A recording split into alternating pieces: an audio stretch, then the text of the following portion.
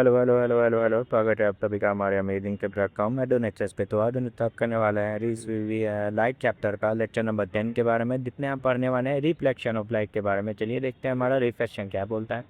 तो रिफ्लेक्शन हमारा क्या है, रिफ्लेक्शन में हमारा बोलता है द बेंडिंग ऑफ लाइट पे when it travel from one medium to another, यानी एक मीडियम से दूसरे मीडियम में जब हमारा लाइट ट्रैवल करता है तो वो रिफ्लेक्ट करता है। वो रिफ्लेक्ट करता वो क्या करता है, हल्का सा बेंड होता है।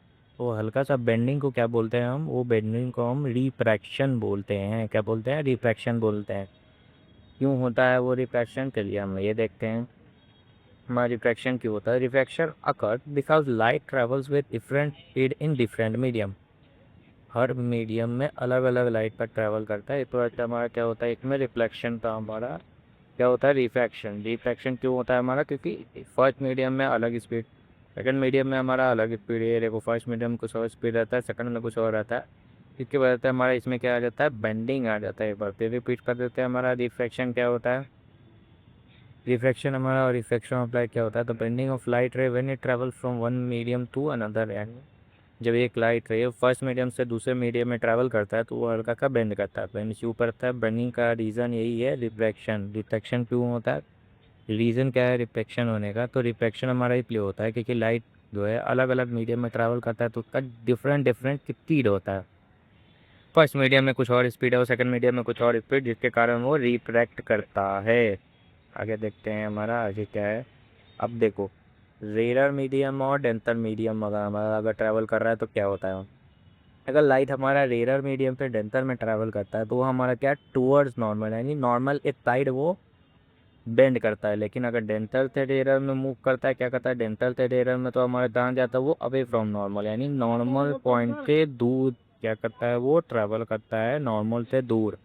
डेंसर कौन होता है, जिसमें स्पीड ऑफ लाइट कम होता है। रेयर कौन होता है, जिसमें हमारा रेयर कौन होता है, जिसमें स्पीड ऑफ लाइट ज़्यादा होता है। हमारा स्पीड ऑफ लाइट ज़्यादा मतलब रेयर, स्पीड ऑफ लाइट कम मतलब हमारा क्या हो जाता है, डेंसर।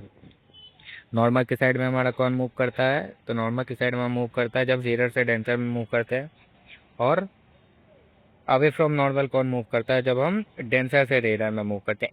ये मतलब पहले ये कैसे कर रहे हो, मतलब है समझ नहीं आया। तुमको तो कुछ समझ ही नहीं आता है। ये मतलब से मजाक उड़ाती हो, मतलब अरे आगे देखो अच्छे से समझ आ जाएगा। Okay sir. अब आगे देखते हैं हमारा आगे क्या बोलता है इस पे। एब्सोल्यूट रिफ्रैक्शन का हमारा एब्सोल्यूट रिफ्रैक्टिव इंडेक्स क्या है, हमारा एब्सोल्यूट रिफ्रैक्टिव इंडेक्स देखते हैं। Absolute refractive index of any medium, मान लो कोई मीडियम है एक्स, पर कैसे लिखेंगे, एन एक्स होता है हमारा एब्सोल्यूट रिफ्रैक्टिव इंडेक्स। वो लिखते हैं हम सी अपॉन वी एक्स, यानी सी क्या होता है हमारा स्पीड ऑफ लाइट, और वी एक्स क्या होता है हमारा, देखो सी है हमारा speed of light in medium, यानी ये वैक्यूम। वैक्यूम का स्पीड को हम क्या बोलते हैं, 3 × 10⁸ मीटर पर सेकेंड, ये हमारा हो जाता है जी का वैल्यू। और हमारा वी एक्स क्या होता है हमारा speed of light in medium. Medium का क्या होता है, ये मीडियम में हमारा स्पीड ऑफ लाइट सब को हम बोलते हैं V X. Absolute refractive index हम कैसे लिखते हैं, N X is equals to C divided by V X. क्या वो लिखते हैं हम, C divided by V X को हम लिख देते हैं एब्सोल्यूट रिफ्रैक्टिव इंडेक्स। अब ये वी डब्ल्यू क्या था हमारा, स्पीड ऑफ लाइट, क्या बोला, speed of light in water कैसे निकालेंगे हम, वही N W is equal to C upon V W. क्या लिखेंगे, N W is equal to C upon V W. ये भी हमारा क्या है, वो एब्सोल्यूट रिफ्रैक्टिव इंडेक्स की तरह ही आता है। अब आगे देखते हैं हमारा आगे क्या बोलता है इसमें। आगे हमारा देखे, आगे हमारा इसमें आता है absolute refractive index of glass. Glass का एब्सोल्यूट रिफ्रैक्टिव इंडेक्स कैसे, वही निकालेंगे।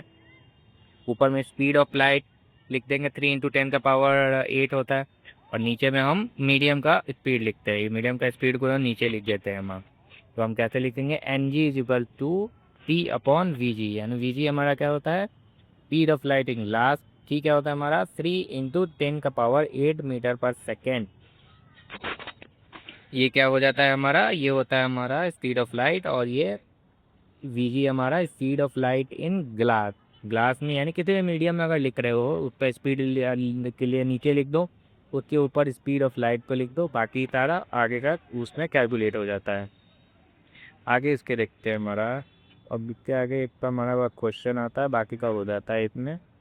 क्या क्वेश्चन बोलता है, एब्सोल्यूट रिफ्रैक्टिव इंडेक्स वाटर और ग्लास का दे दिया हमारा। वाटर का हमारा ये दे दिया, ग्लास का हमारा क्या दे दिया, ग्लास का एब्सोल्यूट रिफ्रैक्टिव इंडेक्स हमारा दे दिया है ये वाला 3/2।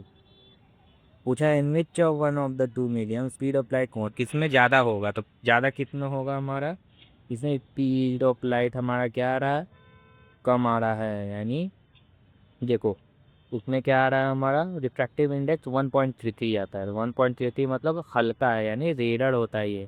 स्पीड ऑफ लाइट इसमें ज़्यादा है। ज़्यादा स्पीड का मतलब ज़्यादा वो रेडर मीडियम है। दूसरा क्या आ रहा है हमारा 1.5। 1.5 का मतलब स्पीड कम, स्पीड कम का मतलब वो डेंसर है। स्टार्टिंग में ही हमने देखा था जिसमें स्पीड ज़्यादा होता है वो हमारा रेडर, जिसमें स्पीड कम होता है वो हमारा क्या हो जाता है, वो हमारा डेनीटर हो जाता है। तो आज का वीडियो के लिए यहीं तक रखते हैं, तब तक के लिए पढ़ाई करते रहे। All the very best. ये मतलब मतलब नहीं करो, जाके पढ़ाई